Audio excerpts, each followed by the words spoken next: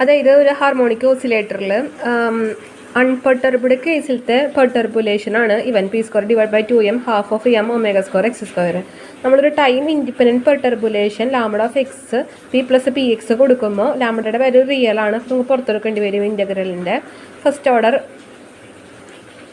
പുറത്തെടുക്കേണ്ടി വരും.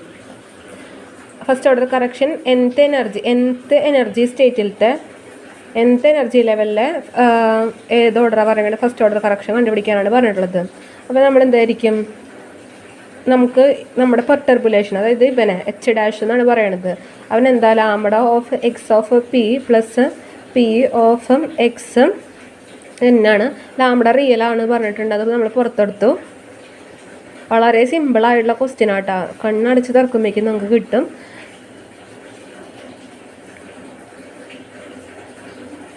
ഈ പീനെ നമുക്ക് വേണമെങ്കിൽ പുറത്തെടുക്കാം കേട്ടോ.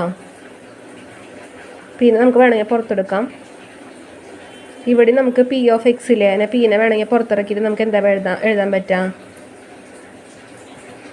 നമുക്ക് ഓൾറെഡി അറിയാം എന്ത്, എക്സിൻ്റെ വാല്യൂ എന്ന് H cut divided by 2m omega A plus A ഡയഗ്രാന്ന് നമുക്കറിയാം.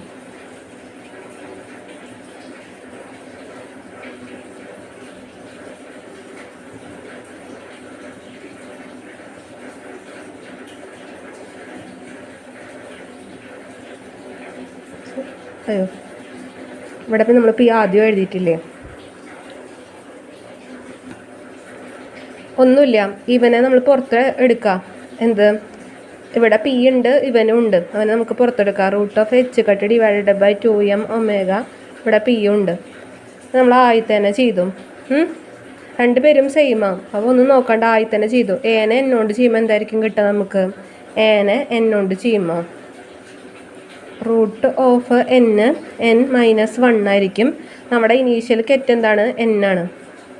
അതുപോലെ തന്നെ ഇനീഷ്യലി ഇവൻ ഇതാണ്. ഇനി എ ഡയഗ്രം കൊണ്ട് ചെയ്യുമ്പോൾ എന്തായിരിക്കും, റൂട്ട് ഓഫ് n പ്ലസ് 1 ആയിരിക്കും. ഇവൻ തന്നെ ഇവിടെയും റിപ്പീറ്റ് ചെയ്യും, ഈ സ്ഥലത്തും ഇത് തന്നെ റിപ്പീറ്റ് ചെയ്യും. നമുക്ക് നോക്കാം. ഇവിടെ ഫസ്റ്റ് കെറ്റ് ഓഫ് n ആണ്. ഇവിടെ ഇപ്പോൾ നമുക്ക് എന്തായിരിക്കും, n ഓഫ് n മൈനസ് 1 ആയിരിക്കും. ഇവിടെ എന്ന് വെച്ചിട്ടുണ്ടെങ്കിൽ n ഓഫ് n പ്ലസ് 1 ആയിരിക്കും. n-ഉം n പ്ലസ് 1-ഉം. ഇപ്പോൾ ഇവൻ്റെ വാല്യൂ എന്തായിരിക്കും, n ആണെന്ന് വെച്ചിട്ടുണ്ടെങ്കിൽ 1 ആയനെ, ഇവിടെ n മൈനസ് 1 ഇവിടെ n മൈനസ് 1 ആയാലും 1 ആയനെ, അല്ലെങ്കിൽ ഇവിടെ n പ്ലസ് 1 ഇവിടെ n പ്ലസ് 1 ആയാലും 1 ആയനെ. ഇത് രണ്ടും ഡിഫറെൻ്റ് ആയ കാരണം അമ്മമാർ 0 ആയിരിക്കും. ഇവിടെ നമുക്കൊരു കോൺസ്റ്റൻറ്റുകളുണ്ട്, ആ കോൺസ്റ്റൻറ്റ് ഇൻറ്റു നമുക്ക് 0 കിട്ടുമ്പോൾ 0 തന്നെയായിരിക്കും. അത് ആൻസർ ഫസ്റ്റ് 1 ആണ് ആൻസർ. സിമ്പിൾ ക്വസ്റ്റ്യൻ ആണ്.